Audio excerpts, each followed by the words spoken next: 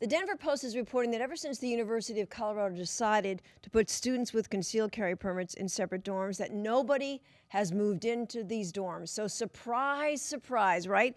Along comes columnists like Leonard Pitts with the Miami Herald, who are claiming the empty dorms send a message. And he writes that even these students recognize that dorms, and I'm quoting him, are not the best place to introduce what he calls weapons of mass destruction. You wrote a letter to the editor about this. Yes, because Leonard Pitts is so out of touch with reality, I couldn't let it go. You know, he never looked at the facts. He never considered the situation. He just shot off his mouth.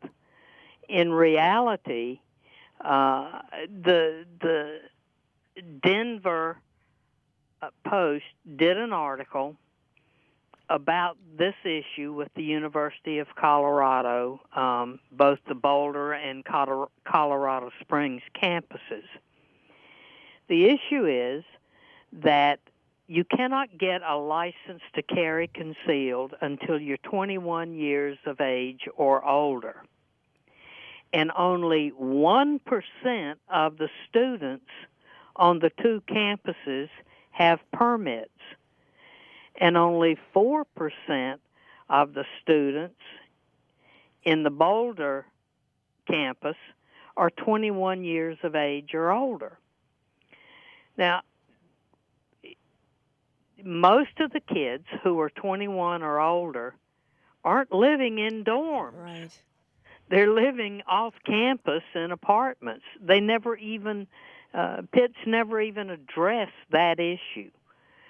So he's making a mountain out of a molehill, saying that these kids are immature and have immature judgment. He's never taking into account that they have to be 21 or older. And I wonder what he thinks about the young men and women who are 18 that go to war and fight with a gun for our country and our freedom. Do they have immature judgment as well? And a lot of these students who come back and are over 21 and want to go to school, they've carried a gun, they've fought for our country, and yet they can't have a firearm to protect themselves. That's just nonsense. Yeah. And I mean, don't you just love how these people just, they like to grab onto any situation, any the opportunity that they can to accuse supporters of the Second Amendment of extremism. Well, that's typical. Those are the kind of things they say. They use words like extremism, immature judgment, and weapons of mass destruction when they either don't have or ignore the facts. They cling to any emotional issue. They try to paint pictures of young kids on campus packing guns, having shootouts like they were playing cops and robbers. Well, you know, the ability to protect yourself from a rapist on campus is probably more important than in the local shopping mall. And, you know, we've talked to students, and we've talked to many of the students with Concealed Carry, the organization, who said that's so important. You've got these students who live off campus. They're going to campus late at night. They can't rely on anybody but themselves to protect themselves and to have a firearm. And, you know, Pitt doesn't even realize the fact that many of these kids who have been assaulted, they didn't have a firearm, and they want to be able to protect themselves. Absolutely.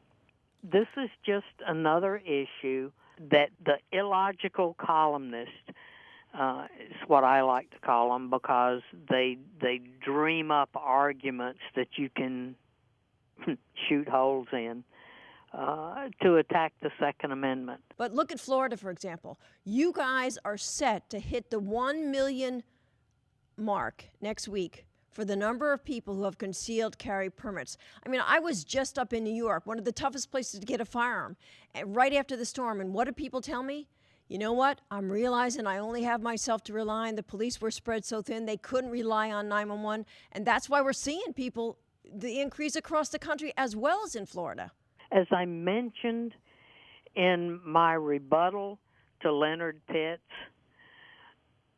we have an all-time high number of carry license holders in the nation right now, and the nation's murder rate is at a 48-year low. Mm-hmm. Now, that has to tell you something. When people are able to protect themselves, criminals tend to leave them alone. You know, they commit crimes, but they're not stupid. They don't want to be shot. Yeah, keep the criminals guessing. And you look at Illinois. I mean, look at the Federal Appeals Court. The decision they just handed down, ruling their ban on concealed carry unconstitutional. And they talked about self-defense and the importance of that woman walking through those rough neighborhoods in Chicago who doesn't have a way to protect herself. Absolutely. And it's not only a constitutional right, but it is a basic human right. Protecting yourself and your family is instinctive. It's part of who we are and what makes us independent. Mm.